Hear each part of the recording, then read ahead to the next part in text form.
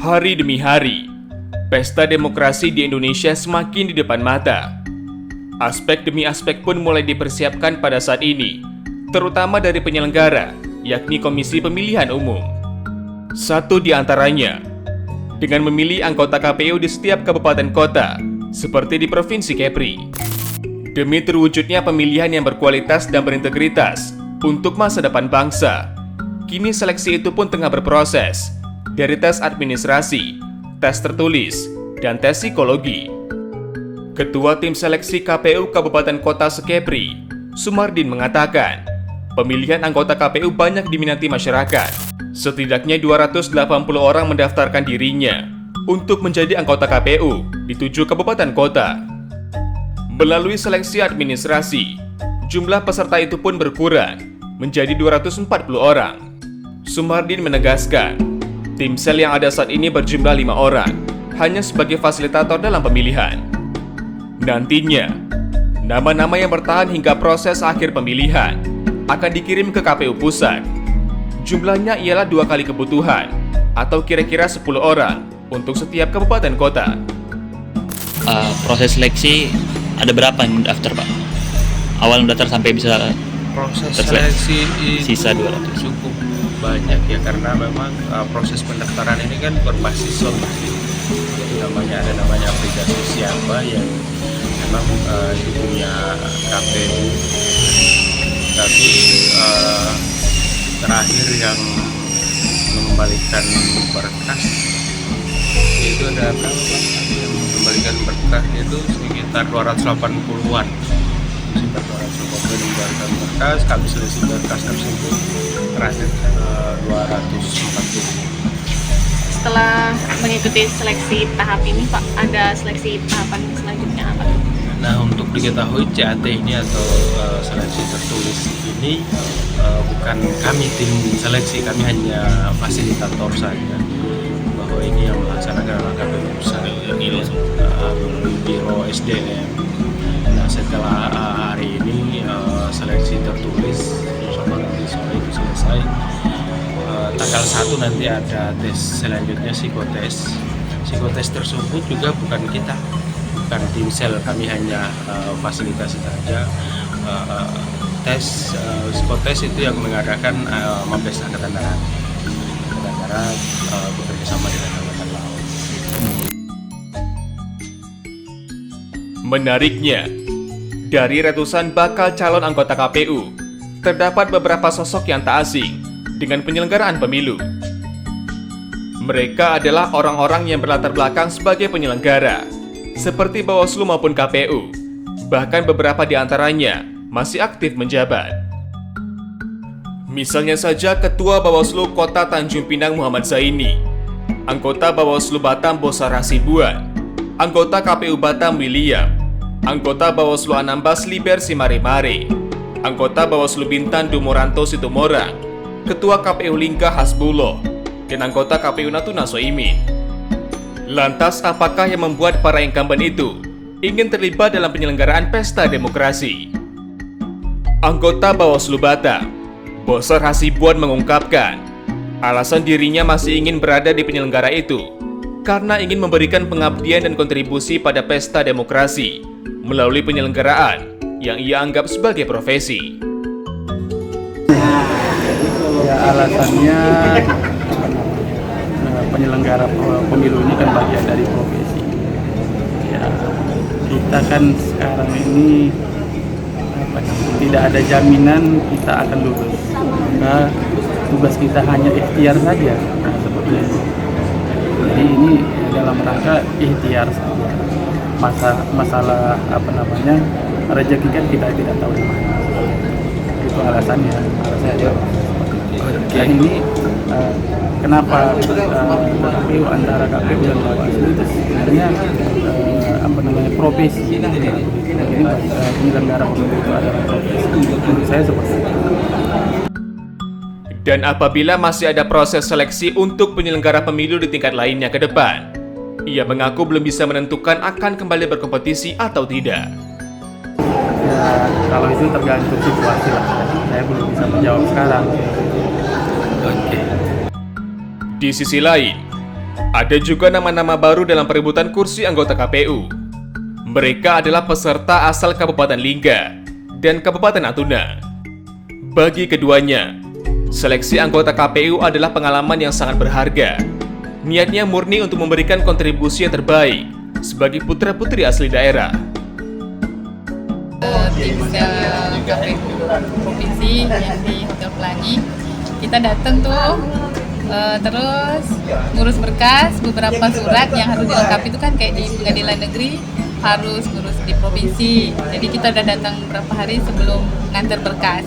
Terus ngurus surat kesehatan jasmani dan rohani juga di rumah sakit yang ada di Tanjung Pinang. Itu proses awalnya. Kemudian setelah lengkap nih persyaratannya, kita harus scan, harus unggah ke aplikasi Siakba. Kemudian ada bukti pendaftarannya kita print. Nah, kemudian semua berkas fisik yang sudah dilengkapi itu diantar ke tim sel. Ini pengalaman pertama Ibu atau Ibu sebelumnya udah pernah jadi anggota penyelenggara, Bu? Nah iya, ini pengalaman pertama, deg-degan juga, bingung juga, tapi alhamdulillah bisa diselesaikan dengan baik. Kenapa Bu mau ikut jadi anggota KPU?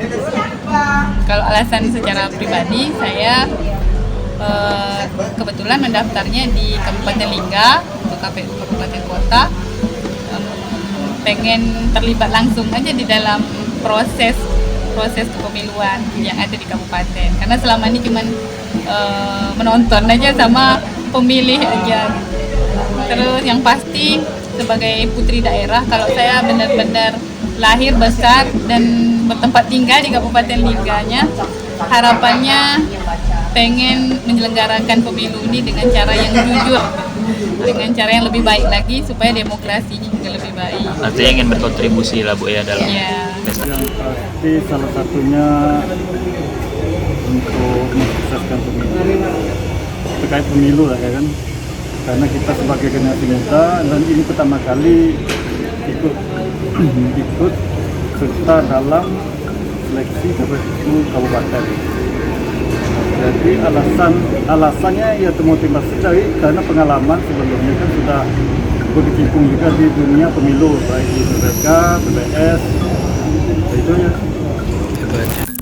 Meski harus merogoh kocek sendiri, niat keduanya untuk mewujudkan keinginan bata ada kendornya. Apabila gagal pada seleksi kali ini, keduanya tak segan untuk mengikuti seleksi penyelenggara pemilu berikutnya.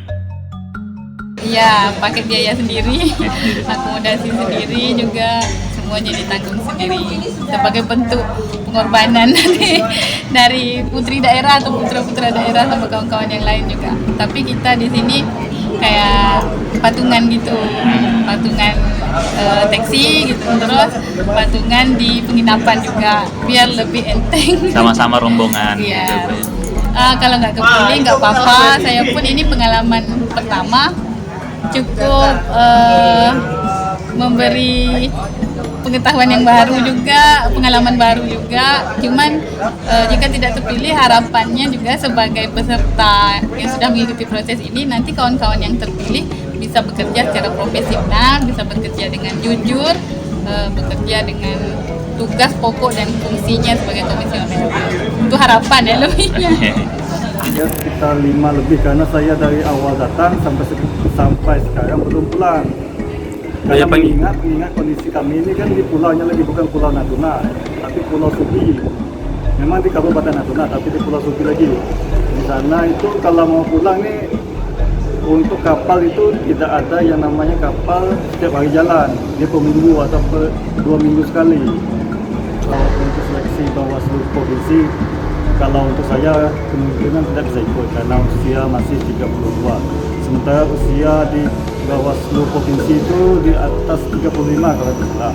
Okay. Tapi kalau Bawaslu Kabupaten, kalau waktunya berdekatan, itu kemungkinan besar tidak ikut karena mengingat biaya yang besar juga kan seleksinya di ibu kota provinsi. Oke.